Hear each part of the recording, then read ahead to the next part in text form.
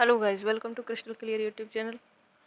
राधे राधे भी सभी को। आज का हमारा टॉपिक रहेगा डाइजेस्टिव सिस्टम। अच्छा, डाइजेस्टिव सिस्टम किस चैप्टर का पार्ट है बताइए ज़रा। ये है लाइफ प्रोसेस का। ठीक है, जहाँ नोट करो वहाँ लिख जरूर लेना, लाइफ प्रोसेस का पार्ट है ये। ठीक है, ओके। अच्छा, डाइजेस्टिव सिस्टम के बारे में तुम्हें पहले से कुछ पता है? डाइजेस्टिव सिस्टम में होता है डाइजेशन। डाइजेशन मतलब तुमने खाया खाना, और खाने से तुम्हें एनर्जी कैसे मिली, जो प्रोसेस हो रही है वो किसके थ्रू हो रही है? डाइजेशन के थ्रू। आपने जो भी खाना खाया वो पचाएगा हमारा पूरा डाइजेस्टिव सिस्टम। ठीक है, अच्छा स्टार्ट कर लेते हैं। अच्छा, पहले इसकी लोकेशन समझो कि इसकी लोकेशन क्या क्या है। देखो, यहाँ ये माउथ हो गया, यहाँ आपने खाना खाया तो ये कहाँ से अंदर गया? माउथ से। फिर यहाँ फेरिंग से, फिर आगे आए, फिर ये वाला पार्ट ईसोफेगस है, आपकी बुक में दिया हुआ होगा। फिर आगे आए, देखो ये है तुम्हारा स्टमक, ये, और फिर ये नीचे कर आइए स्मॉल इंटेस्टाइन, रेड वाला पार्ट, और ये लार्ज वाला लार्ज इंटेस्टाइन का पार्ट है। ठीक, अच्छा, और ये क्या है? ये है लीवर। लीवर में ये क्या है? ये है गॉल ब्लैडर। इसका काम क्या है? इसका काम है जो लीवर बाइल जूस बनाएगा उसे स्टोर करना। फिर ये क्या है? ये है पेनक्रियाज, जो डाइजेस्टिव एंजाइम को सिक्रेट करेगा, किसमें? स्मॉल इंटेस्टाइन में। ठीक है, अब देखो इससे समझ लो, ये है माउथ, फिर आगे चले ये फेरिंग्स हो गया, ये ईसोफेगस हो गया, ये स्टमक है, ये लीवर है, ये गॉल ब्लैडर है, देखो ग्रीन वाला पार्ट, और ये येलो वाला पार्ट, ये वाला येलो वाला पार्ट पेनक्रियाज है। पेनक्रियाज से ही आएंगे क्या? Digestive enzyme. ठीक, फिर लार्ज इंटेस्टाइन, और ये बीच वाली स्मॉल इंटेस्टाइन, ये लार्ज इंटेस्टाइन। ठीक है, अच्छा ये वन शॉट सीरीज है, इसमें सब कुछ कवर हो जाएगा तुम्हारा, बस इसे एक बार रिवाइज कर लेना। ठीक है, और जो भी हमारे स्टूडेंट पहले से, वो ज़रूर ज़रूर से पढ़ लें, उनके लिए ये बिल्कुल ज़रूरी है। ठीक है, चलो, अब फूड कैसे कैसे जाएगा ये तो तुमने समझ लिया। अब ये समझो कि डाइजेशन में क्या क्या चीज़, डाइजेस्टिव सिस्टम में क्या क्या चीज़ मिलेंगी। क्या मिलेंगी? एक तो मिलेगी एलिमेंट्री कैनाल, और दूसरी मिलेगी डाइजेस्टिव ऑर्गन। वो भी कौन से? एक्सेसरी। देखो, जहाँ भी एक्सेसरी आएगा वो उसका मतलब है हेल्पफुल, मतलब जो डाइजेशन में हेल्प कर रहे हैं वो वाले ऑर्गन की बात करेगा इसमें। तो कौन कौन से ऑर्गन है? लीवर है, पेनक्रियाज है, गॉल ब्लैडर है, अपेंडिक्स है। ठीक, अच्छा अगर कोई क्वेश्चन पूछे, मतलब पेपर में नहीं आएगा ये, लेकिन कोई ऐसे ही पूछ ले जनरली, तो क्या पूछेगा वो कि बताइए ज़रा कि एलिमेंट्री कैनाल कितनी लंबी है, तो बता देना 35 फीट लंबी है। ठीक है, अच्छा एलिमेंट्री कैनाल का क्या मतलब हुआ? देखो, इसे देखो, यहाँ माउथ से शुरू होकर जो एनस पर ख़त्म हो रहा है वो पूरा एलिमेंट्री कैनाल है। जो माउथ है, फेरिंग्स है, इसोफेगस है, स्टमक है, स्मॉल इंटेस्टाइन है, लार्ज इंटेस्टाइन है, और फिर एनस है, वहाँ तक का पार्ट क्या कहलाएगा? Alimentary canal. आ गया समझ में? अच्छा, एक्सेसरी डाइजेस्टिव ऑर्गन में क्या क्या आएगा? लीवर, पेनक्रियाज, गॉल ब्लैडर और अपेंडिक्स, जो कि मैंने तीन तुम्हें बता दिए, लीवर, पेनक्रियाज और गॉल ब्लैडर। ठीक है, अब देखो माउथ से स्टार्टिंग कर रहे हैं डाइजेस्टिव सिस्टम की। अच्छा, अगर तुमसे कोई क्वेश्चन पूछे कि बताओ कि हमारा जो डाइजेशन है वो कहाँ से स्टार्ट होगा, तो तुम्हारा पहला आंसर क्या हुआ? माउथ से। कैसे? अब इसको सुनो, देखो माउथ में तुमने रोटी ली, रोटी का बाइट लिया और उसे चबाया, चबाया चबाया और चबाया, फिर उसमें मिली, हमारे माउथ में पहले से प्रेजेंट क्या है? Salivary gland. ग्लैंड क्या करेंगे? ग्लैंड देखो, किसी भी चीज़ के पीछे ग्लैंड लगा हो तो इसका मतलब है कि वो एंजाइम का सिक्रेशन करेगा ही करेगा। अब सलाइवा, सलाइवा किसको बोलते हैं? लार को, लार को बोलते हैं ना सलाइवा। तो उस सलाइवा से ही निकला है सलाइवरी अमाइलेज, ये एंजाइम का नाम है, या इसका दूसरा नाम क्या है? Ptyalin enzyme. अब जब आप रोटी चबा रहे हो चबा रहे हो चबा रहे हो तो उसमें सलाइवरी ग्लैंड सलाइवरी अमाइलेज को या टाइलिन एंजाइम को छोड़ देगी, और जिससे क्या होगा 5% कार्बोहाइड्रेट का डाइजेशन माउथ में ही हो जाएगा।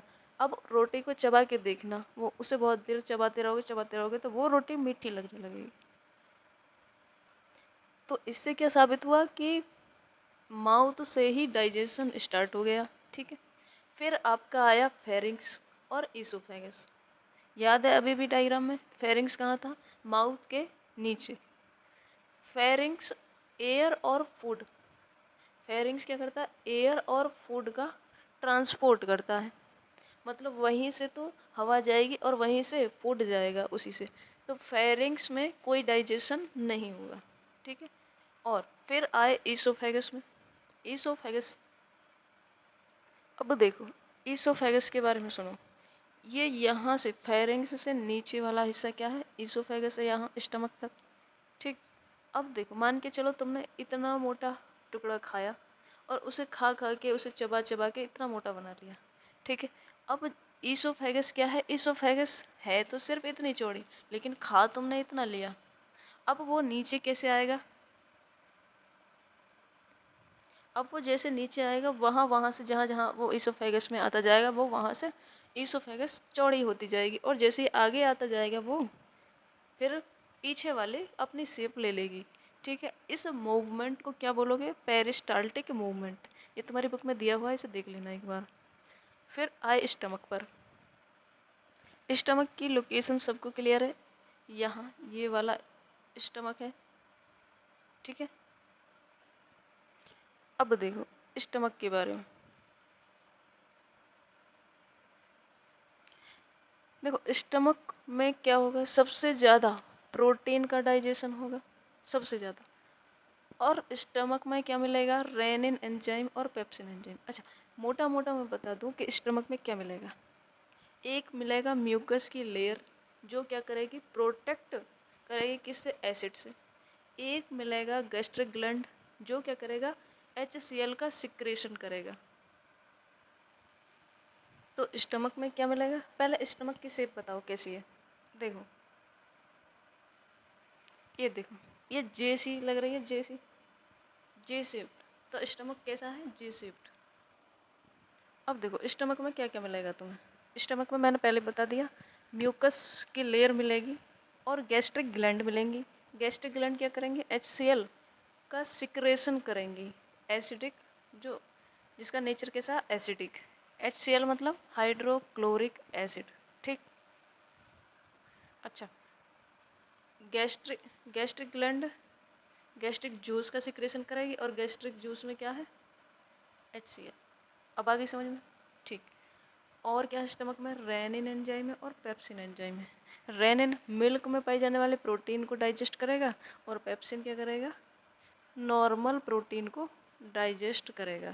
ठीक है, अच्छा, फिर आए अपने स्मॉल इंटेस्टाइन। इसकी लेंथ कितनी है? 6.5 मीटर या 22 फीट लंबी। ठीक, और यहाँ क्या होगा? फूड का मैक्सिमम अब्जॉर्प्शन होगा। अब देखो इसके 3 पार्ट हैं, इसके स्मॉल इंटेस्टाइन के। देखो भाई, स्टमक के बारे में पता चल गई। फिर से रिपीट कर लो, फिर से रिपीट कर लो। स्टमक, स्टमक में मिलेगा गैस्ट्रिक ग्लैंड, जो क्या? गैस्ट्रिक जूस सिक्रेट करेगा, और गैस्ट्रिक जूस में क्या है? HCl।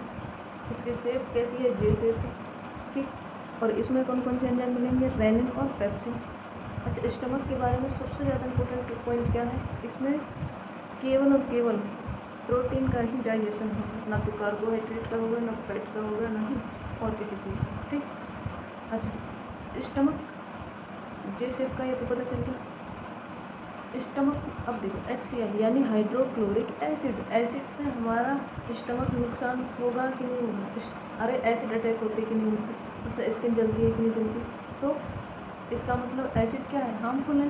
तो इस एसिड से बचाने के लिए स्टमक को, उसमें है म्यूकस लेयर, जिसकी नेचर कैसी है? बेसिक। अब आगे आए तो अगला है स्मॉल इंटेस्टाइन। इसके 3 पार्ट हैं, ड्यूोडेनम, जेजुनम और इलियम। 3 पार्ट हैं। अब देखो मैंने तुम्हें बता दिया पेनक्रियाज कहाँ है और गॉल ब्लैडर कहाँ है। गॉल ब्लैडर में क्या है, बाइल जूस, जो क्या करेगा, फैट का डाइजेशन करेगा, है ना, इमल्सिफिकेशन करेगा। अच्छा, जो पेनक्रियाज है वो देंगे 3 एंजाइम। पेनक्रियाज क्या करेगा, 3 एंजाइम देगा, ट्रिप्सिन, अमाइलेज और लाइपेज एंजाइम। इसे पहले ए से याद रखियो, अमाइलेज, ट्रिप्सिन और लाइपेज। इसकी ट्रिक क्या बताई थी, अटल, ए ये रहा, टी ये रहा और एन ये रहा। याद है अभी, ठीक, चलो। तो अमाइलेज क्या करेगा, कार्बोहाइड्रेट का डाइजेशन करेगा। ट्रिप्सिन क्या करेगा, जो बची हुई प्रोटीन थी उसका डाइजेशन करेगा। और लाइपेज एंजाइम क्या करेगा, फैट का डाइजेशन करेगा। इमल्सिफाइड फैट का, इमल्सिफिकेशन अभी पढ़ेंगे लास्ट में जाके। अभी इतना समझो कि इमल्सिफाइड फैट का डाइजेशन कौन करेगा, तो लाइपेज एंजाइम करेगा, ठीक। अच्छा, जो जेजुनम और इलियम तक आते आते कंप्लीट डाइजेशन हो जाएगा और स्मॉल इंटेस्टाइन में ही फूड का अब्जॉर्प्शन हो जाएगा, ठीक। तो इसमें मोटा मोटा क्वेश्चन क्या बनेगा, फूड का मैक्सिमम अब्जॉर्प्शन कहाँ होगा, स्मॉल इंटेस्टाइन में। अच्छा, इससे उठने वाले क्वेश्चन, पहला तो यही है कि फूड का मैक्सिमम अब्जॉर्प्शन कहाँ होगा, तो स्मॉल इंटेस्टाइन में। इसके 3 पार्ट हैं, ड्यूडेनम, जेजुनम और इलियम। और ये पूछेगा कि कार्बोहाइड्रेट का डाइजेशन कौन करेगा, तो अमाइलेज एंजाइम। अगर ये पूछे कि ट्रिप्सिन एंजाइम क्या करता है, तो रिमेनिंग प्रोटीन का डाइजेशन करेगा। अगर पूछे कि लाइपेज एंजाइम क्या करता है, तो फैट का डाइजेशन करेगा। उल्टा पूछ सकता है कि फैट का डाइजेशन करने वाला एंजाइम कौन सा है, तो लाइपेज एंजाइम। इसे डाइजेशन से क्वेश्चन बनता ही है 1 मार्क का, तो याद रखना इसे। अब देखो लार्ज इंटेस्टाइन के 3 पार्ट हैं। अब देखो इसे डायग्राम से समझो। देखो डियर, मैंने ये वाला पार्ट बताया लार्ज इंटेस्टाइन का, जो ब्लू ब्लू टिक कर दिया है मैंने, ठीक। और जो ये नीचे रेड रेड वाला पार्ट है, वो है यहाँ से कौन स्टार्ट होगा, सीकम वाला पार्ट। ये रेड रेड वाला पार्ट क्या है, सीकम। वेट, ये रेड वाला पार्ट सीकम है ये, ठीक है। अब इससे जुड़ी हुई रहेगी क्या, अपेंडिक्स, ठीक है। अब इस वाले पार्ट को, कौन से वाले पार्ट को, ये देखो, जो ये वाला पार्ट है, यहाँ तो मैंने सीकम बता दिया तुम्हें, ठीक। और ये जो पार्ट है जो ब्लू ब्लू है, अब येलो येलो कर दिया है मैंने, ये वाला पार्ट क्या है, बोलो, कोलोन, आ गया याद। अच्छा, और ये लास्ट वाला पार्ट क्या रहेगा, रेक्टम। और ये लास्ट में क्या है, एनस। और इससे क्या हो जाएगा, जो वेस्ट मटेरियल बचा है तुम्हारा वो बाहर निकल जाएगा, ठीक है। चलो देखो, ये है स्मॉल इंटेस्टाइन, वैसे तो हो गया, लेकिन एक बार और बता दूं, इसमें एक बात और रह गई है। स्मॉल इंटेस्टाइन है ये वाला हिस्सा, ये अंदर वाला, और बाहर वाला क्या है, ये लार्ज इंटेस्टाइन का पार्ट है। अब इसे अगर काट के देखोगे तुम, तो इसमें मिलेंगी, किसमें, स्मॉल इंटेस्टाइन में माइक्रोविलाई। मान के चलो ये कट कर लिया, कट करने के बाद शेप कैसा दिखाई देता है, ऐसा, ऐसा ही दिखाई देगा ना कट करने के बाद भी। तो सेम इसी तरीके से ये मान लो ये आधी कट गई, तो इसमें क्या है,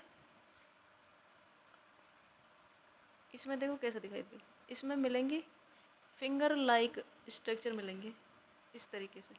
और उसमें भी क्या मिलेंगी, माइक्रो, इन्हें क्या बोलो, ग्रीन ग्रीन को, फिंगर लाइक स्ट्रक्चर को विलाई। कहाँ मिलेंगे, ये स्मॉल इंटेस्टाइन में।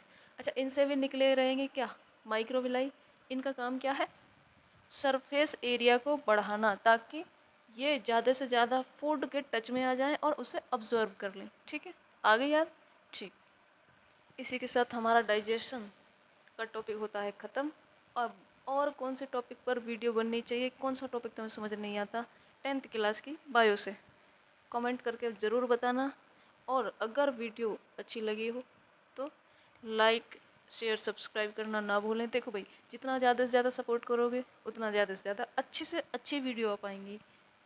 अब आप क्या करते हो, कंजूसी करते हो शेयर करने में, है ना। हाँ, आ गई ना डांट तुम्हें याद, ठीक है। चलो बाय बाय, टेक केयर, जय हिंद, जय भारत, गॉड ब्लेस यू।